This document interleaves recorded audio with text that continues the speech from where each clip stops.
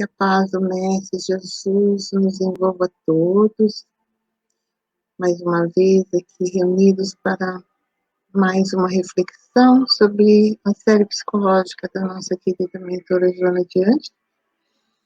E hoje nós vamos falar sobre gratuidade que vem daquilo que é ofertado gratuitamente, né? Então, gratuidade do bem. Então, mas antes disso, vamos fazer a nossa prece, cerrando os nossos olhos físicos. Nós buscamos Jesus, nosso amigo celeste, amigo inseparável de todas as horas, rogando que a sua presença se adentre nos nossos lares, seu amor e a sua paz toque nos nossos corações, despertando a nossa consciência para a nossa vida espiritual. A querida mentora Joana de Ângeles, amiga querida que nos acolhe, que nos ampara sempre. A nossa eterna gratidão por ter trazido ao lume essa série psicológica que tanto nos tem auxiliado. Páginas psicografadas pelo querido médium Divaldo Pereira Franco, que traz para nós verdadeiros tesouros para a nossa caminhada aqui na Terra. E assim, Jesus, nós te rogamos ter conosco na noite de hoje, ter conosco hoje, amanhã e sempre. E assim seja.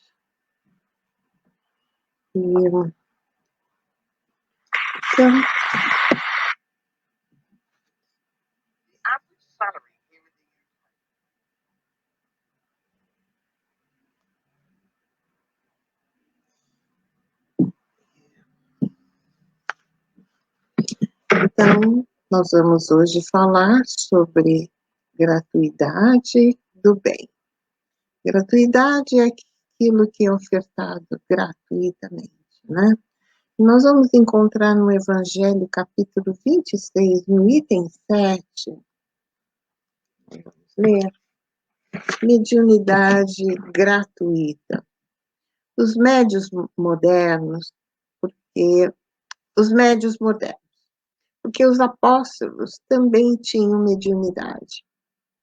Igualmente, receberam de Deus um dom gratuito, o de serem os intérpretes dos espíritos, para a instrução dos homens, para mostrar-lhe o caminho do bem e conduzi-los à fé, e não para vender-lhe palavras que não lhes pertencem, porque não são o produto da sua concepção, nem das suas pesquisas, nem de seu trabalho pessoal. Deus quer que a luz alcance a todos. Não quer que o mais pobre dela seja deserdada e poder dizer: eu não tenho fé porque não pude pagá-la. Não tive a consolação de receber os encorajamentos e os testemunhos de afeição daqueles que choram porque sou pobre. Eis porque a mediunidade não é privilégio e se encontra por toda parte. Fazê-la pagar seria, pois, desviá-la da sua finalidade providencial. Então, esse pedacinho, o Evangelho vem nos falar que os médios, ser médio não é privilégio de ninguém, e jamais deve ser cobrado, porque ele cita aqui no Evangelho como seria os pobres diriam: eu não tenho dinheiro, então eu não posso receber uma psicografia, ter uma notícia daqueles por quem eu choro. Não, Deus quer que seja para todos, benefício para todos, né? Então, no Evangelho, Jesus, o Evangelho, livro da série psicológica da Joana, o último capítulo, que é intitulado Gratuidade do Bem, ela vai nos dizer, em análise pela psicologia profunda, o texto de Jesus impõe reflexões graves, convidando o servidor do bem à ação sem descanso, após a decodificação do seu enunciado. Então, Jesus nos convida sempre no trabalho do bem, né? Mas não cobrando, porque nada nos pertence, né? Se nós estamos a serviço do bem, nós temos que fazer como Jesus nos ensinou, através do exemplo que ele nos deu. Ele curava todos os dias, né? Nós vamos ver na casa de Pedro, amanhece a rua, a casa de Pedro, a volta da casa, era cercada de pessoas que procuravam consolos para as suas dores, né? O paralítico de Cafarnaum, que nós vamos encontrar no Evangelho, né? O Natanael Ben Elias, ele pede para os amigos que o levassem, e eles então fazem uma maca e o levam, mas quando chega ali, não tinha condição dele ver Jesus, porque era muita gente e também a maca não passaria ali na porta. Então, os amigos que estavam o levando têm uma ideia, tem uma escada do lado da casa, e eles então amarram aquela maca com os lençóis, sobem aquela maca pelas escadas, afastam as telhas e as palhas e descem a maca. E Jesus, assistindo aquilo, aquela maca descendo, né, todo mundo sem saber o que estava acontecendo, e Jesus, então, eu vou ler aqui, e Jesus, então, diz, Natanael, você, aqui, Natanael, Ben Elias, crês que eu possa te curar? A voz aveludada e forte, meiga, no entanto, firme, e Natanael responde, sim, eu creio. E Natanael diz que sentiu um estremecimento que o sacudiu. E ele diz então, Senhor, como sabes o meu nome? E Jesus diz, sim, eu te conheço, Natanael, desde ontem. Sou o bom pastor e, em razão disso, conheço nominalmente todas as ovelhas que o Pai me confiou. Então, nós sabemos que Jesus conhece a cada um de nós, né? Então, dando continuidade aqui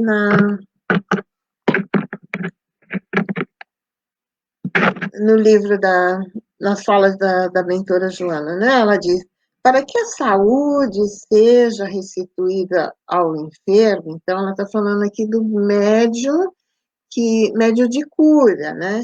Então, para que ele possa restituir a saúde de alguém, lhe é necessário a radical transformação moral, porquanto do espírito procedem todas as manifestações orgânicas, emocionais e psíquicas. Aquele que empreende a tarefa de ajudar no processo da saúde tem que trabalhar os painéis do ser, auxiliando a recuperar o equilíbrio interno e o refazimento da conduta, mediante cujos comportamentos adquire harmonia perante as leis soberanas da vida. Então, o que a mentora nos diz é que para curar alguém, nós temos que ter condição moral. É a moral que vai nos dar a condição para isso. Então, para que isso aconteça, essa transformação moral, é necessária que haja, no médium de cura, manifestações de equilíbrio emocional e psíquico, né, para auxiliar, senão fica difícil. Eles têm que estar constantemente se reformulando moralmente, porque se ele se afasta, se ele não se moraliza, ele abre porta para espíritos inferiores, né? Então, muitas vezes a gente vê médio de cura, começa num trabalho muito bonito, cercado pelos benfeitores, mas por causa das suas imperfeições, acontece o quê? Os benfeitores se afastam e eles ficam à mercê dos espíritos inferiores, né? Que não têm o mínimo de compaixão por ninguém. Então, por isso, Jesus se refere à possibilidade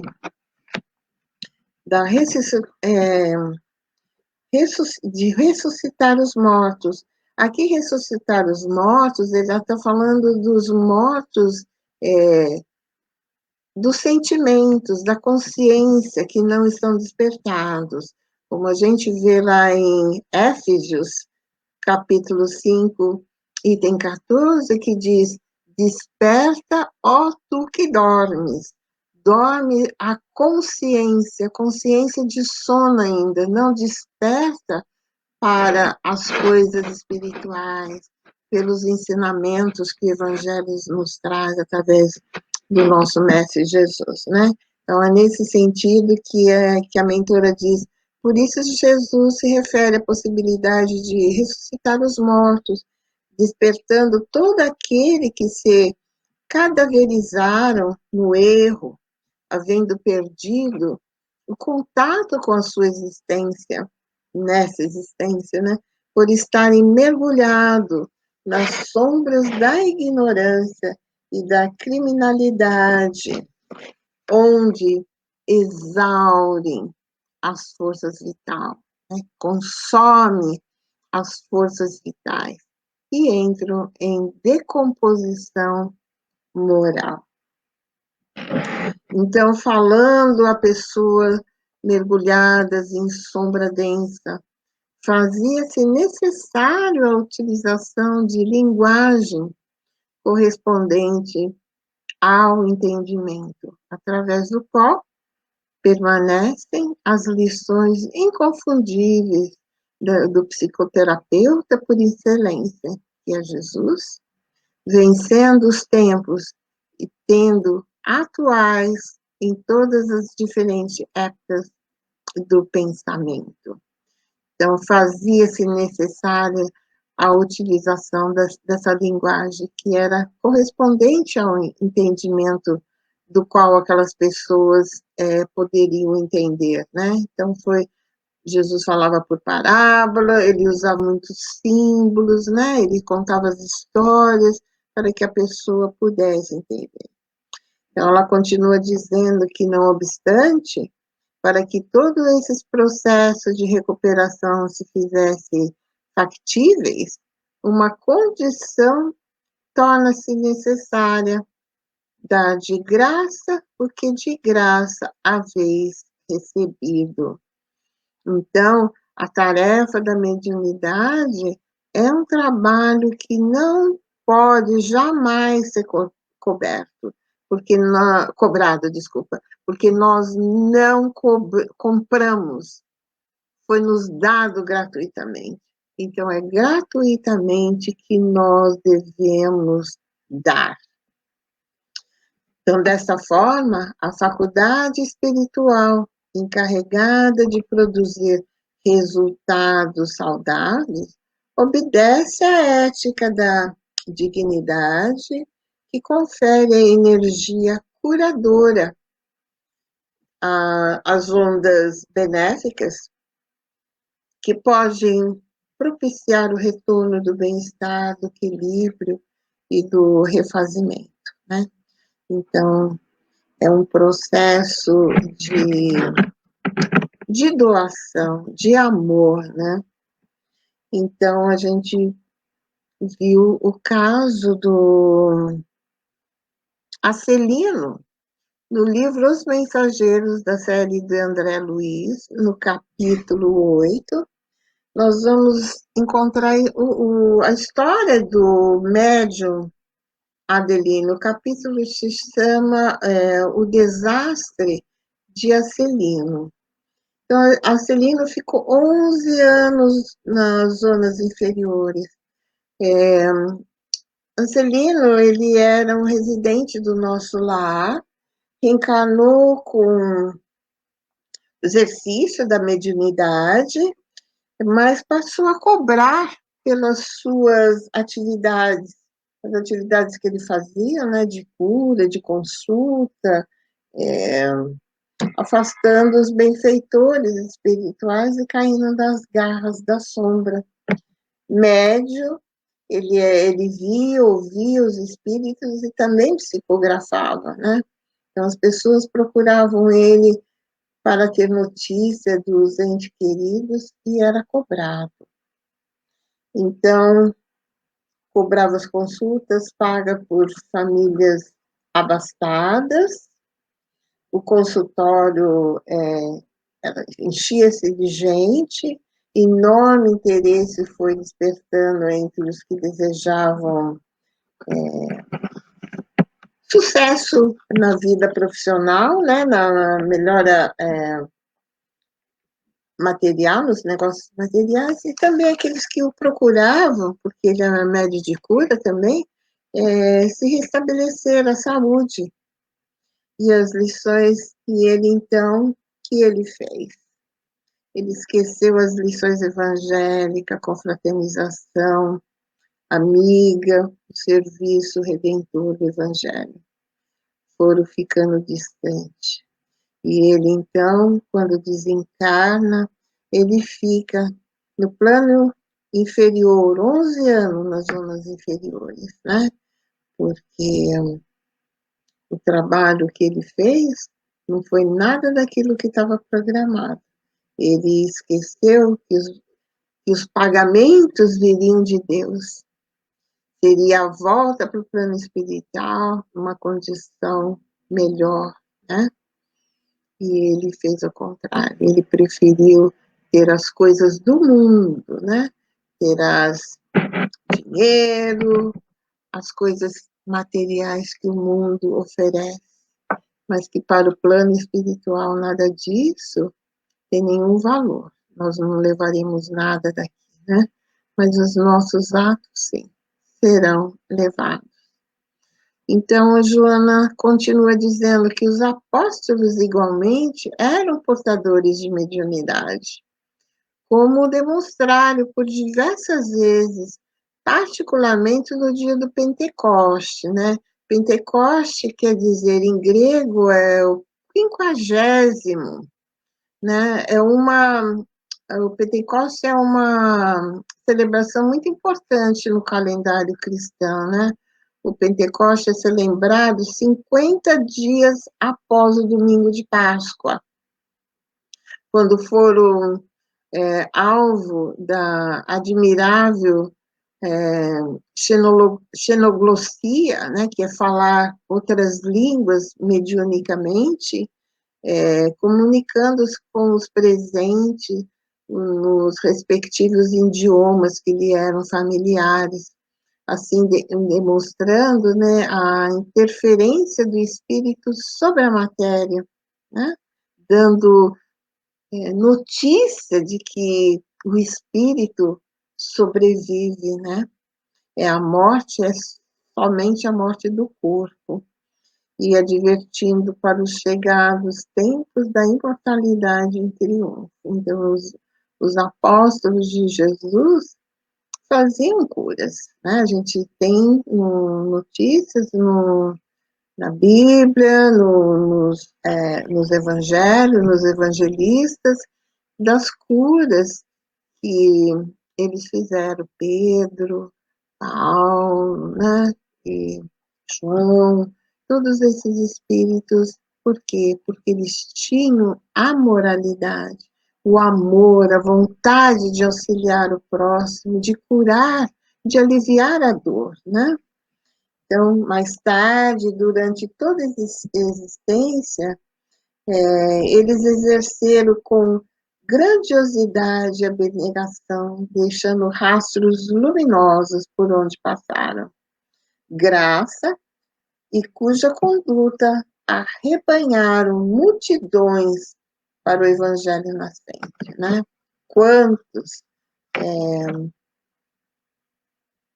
passaram a seguir o cristianismo, os ensinamentos do Cristo, pelas condutas desses apóstolos. Então, ela continua dizendo que, renunciando a qualquer interesse pessoal, demonstravam a qualidade da boa nova, convocando necessitados de luz para que participasse do banquete espiritual que lhe estava sendo oferecido. Então, eles renunciavam a todo interesse pessoal. Não tinha nenhum ponto de egoísmo ali. Era a doação completa, né? Já não se tinha mais o ego, era o self iluminado, transbordando de amor em doação àqueles que necessitavam. E então ele convidava: venham, participe desse banquete espiritual que está sendo oferecido a vocês. Então, os apóstolos fortemente vinculados a Jesus, nele auriam as energias necessárias para o cometimento das curas físicas, psíquicas e principalmente morais, conduzindo todos quantos se beneficiavam ao encontro de si, libertando-se do ego perturbador e iluminando o lado sombra que antes neles se predominavam. Então, veja que era uma cura do qual a pessoa que era curada, ela entendia que aquele momento foi uma bênção e que era necessário essa transformação. E seguia os ensinamentos do Cristo. E os ensinamentos de Jesus são diretrizes para uma vida feliz. Jesus não criou nenhuma religião, né? Ele veio trazer as leis de Deus, que são códigos morais em todo o universo. Ser feliz é seguir os ensinamentos do nosso amado Mestre Jesus, né? E era o que os apóstolos faziam e ofereciam, né? Esse banquete espiritual. Então, ela diz que a autêntica doação, firmada no desinteresse pessoal, constituía-lhe o sinal de união com Deus. A demonstração de que trabalhava para o êxito do bem no mundo ante a certeza dos resultados da ação após a disjunção molecular, ou seja, a morte física, né? Então, era importante essa autenticidade, essa doação autêntica, que era firmada no desinteresse pessoal. Não tinha mais o orgulho o egoísmo, nada disso. Era simplesmente a doação integral. Então, ela diz que os espíritos nobres que os assessoravam jamais aceitariam o nefanto, o corrupto comércio monetário ou de benefícios materiais em favor dos que nele confiassem, beneficiando antes que servindo, aproveitando-se das faculdades mediúnicas para o lamentável intercâmbio de valores terrenos, que os atrai, os incautos, os incrédulos, e faz sucumbir os ambiciosos que se perdem na luta infrutífera dos triunfos do amor. Então, é o que a mentora diz, os espíritos nobres que assessoram os médios que fazem cura ou que auxiliam, jamais eles estariam em concordância de que esse médio aceitasse qualquer benefício material em favor deles mesmo, né? Então, é importante que o médio seja moralizado. E a mentora diz que os apóstolos, para viverem, eles trabalhavam, porque não desejavam ser pesados na economia social da comunidade, nem aproveitar-se para explorar aqueles que os amavam e neles se alimentavam espiritualmente, dando as lições mais eloquentes de grandeza moral e de verdadeira fraternidade, que ninguém explora ou submete aos caprichos perniciosos da transitoriedade carnal. Então, os apóstolos também, como Jesus, deram exemplo das suas vidas, né? Eles não cobravam e nem pegavam dinheiro de ninguém, eles trabalhavam, eles viviam do seu trabalho, do seu suor, né? Então, era a consciência já desperta. Então, ela continua dizendo que ainda hoje ainda hoje assim deve ser a conduta de todos quantos anelam pela realidade, mergulhando no mundo íntimo em busca da legitimação dos seus valores espirituais. Então, até hoje, ainda hoje, até hoje, como hoje, assim deve ser. Não é que era aquela época de Jesus que deveria ser assim, não. Ainda hoje, assim se deve proceder, porque é uma conduta moralizada, né? Então, ela diz que a mediunidade é conquista moral e espiritual que jamais privilegia sem que haja uma retaguarda de esforço pessoal e de realização dignificadora. Então, a mediunidade é uma conquista moral e espiritual que jamais deve ser privilegiada. Então, nós sabemos que o trabalho não é nosso. Se o médium está fazendo uma psicografia ou ele está fazendo uma cura, ele tem que saber que são os espíritos que estão ali atuando, né? Ele é simplesmente um instrumento, e para ser um instrumento afinado, um instrumento fiel, é necessário essa reforma moral, essa mudança do ser, né? Buscando se iluminar a cada dia, para que ele possa ser um instrumento perfeito.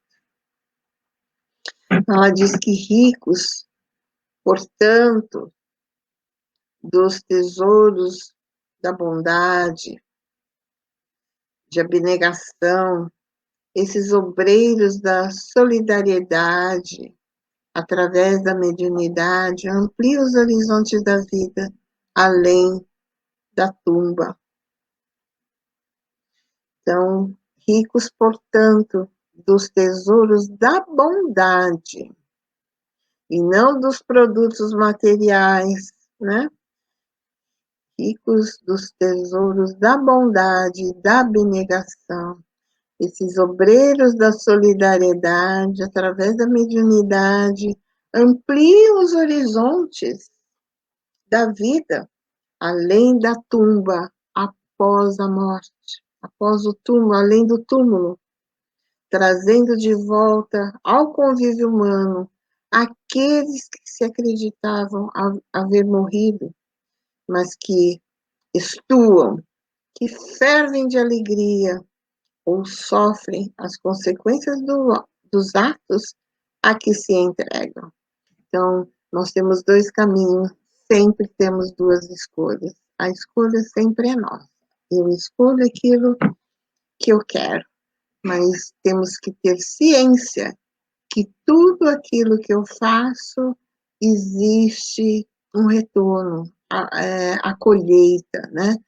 Estamos todos inseridos nas causas de leis e efeito.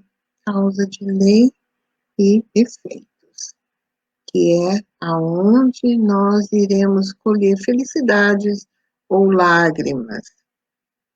Então, aqui é muito lindo isso que ela vem nos trazendo, né? Então, ela diz que harmonizando com o bem, as forças morais geram energia curadora que altera a mitose celular. A mitose celular é quando existe a divisão da célula viva, né? Mantendo o mesmo número de cromossomos. Então, essas células se alteram e elas agindo e irão agir no núcleo do perispírito, recompondo-se a malha vibratória, a fim de que o organismo se beneficie e se refaça. Olha que coisa mais linda! Harmonizando com o bem, as forças morais geram energia curadora. Então, nós sabemos, a ciência já vem nos falar que as doenças são causadas pelo nosso mal pensar. Tudo aqueles nossos pensamentos, que acontece? Nós iremos adoecer, porque as nossas células recebem vibrações do nosso pensamento, e assim iremos adoecendo. E para que eu faça o reverso, é possível? Claro que sim, harmonizando com o bem. Olha aqui, toda vez que eu me harmonizo com o bem, essas forças morais geram energia curadora, que alteram as células, agindo no perispírito e recompondo essas malhas vibratórias, a fim de que o organismo se beneficie e se refaça, se autocure. Sintonizando com as esferas superiores, recebe as vibrações compatíveis com as necessidades do paciente e imprime-na nos seus fulcros magnéticos, alterando o comportamento fisiológico, que passa a ter novo dimensionamento e reorganização. Então, veja que interessante o que a mentora nos diz, que sintonizando com o plano espiritual, nós recebemos essas vibrações que são compatíveis com a necessidade dos pacientes. E esses fluidos que nós recebemos, esse magnetismo, altera o comportamento do nosso fisiológico, dos nossos organismos. Então, a importância da prece, a importância de ter um pensamento salutar, de fazer o bem para o nosso irmão, auxiliar seja quem for que está necessitando do nosso auxílio, esse processo mental irá nos beneficiar tremendamente, como a mentora está dizendo. Altera o comportamento fisiológico e passa a ter novos dimensionamentos e reorganização.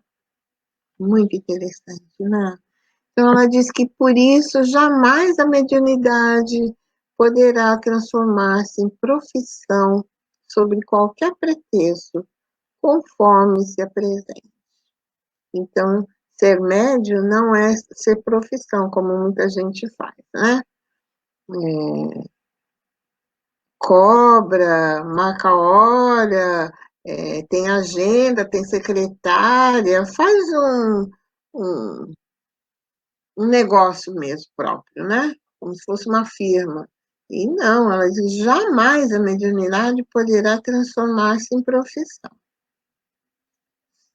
Sobre qualquer pretexto, conforme se apresente. Não tem como argumentar, né? Então, ela diz que exteriorizando a harmonia moral e equilíbrio espiritual, os médios, assim constituídos, conseguem expulsar os espíritos perversos, que nele veem verdadeiro exemplo de renovação, tornando-se-lhes modelo, pode ser seguido. Então, quando aqueles espíritos inferiores que estão ali seguindo os médios, se esse médio se transforma, modifica sua conduta, esses espíritos vão mudar a sua maneira de ver, né? E vai falar, nossa, ele, olha o que ele faz. E aí servindo para eles também de exemplo, né? E exemplo de renovação, ela diz, tornando-se modelos que podem ser seguidos, porque propiciam paz e felicidade, enquanto aquele que explora em nome da mediunidade, justificando-se ociosamente e oportunismo, atrai entidades semelhantes que se lhe associam e passam a explorá-lo, vampirizando mais tarde, sem qualquer complacência. Então, a gente vê como é necessário a mediunidade, os médios, porque todos nós somos médios em escalas diferentes, existem os médios mais ostensivos e os menos ostensivos, né? Aqueles que têm intuição, mas todos nós somos médios, recebemos intuição dos nossos anjos guardiões, dos nossos espíritos benfeitores, né? Aqueles que nos querem bem, recebemos intuições deles. Então, todos são médios. Então, a importância dessa moralização, né? Então, era isso que hoje nós tínhamos para refletir sobre as reflexões da nossa querida mentora Joana de Anjos, da sua série psicológica,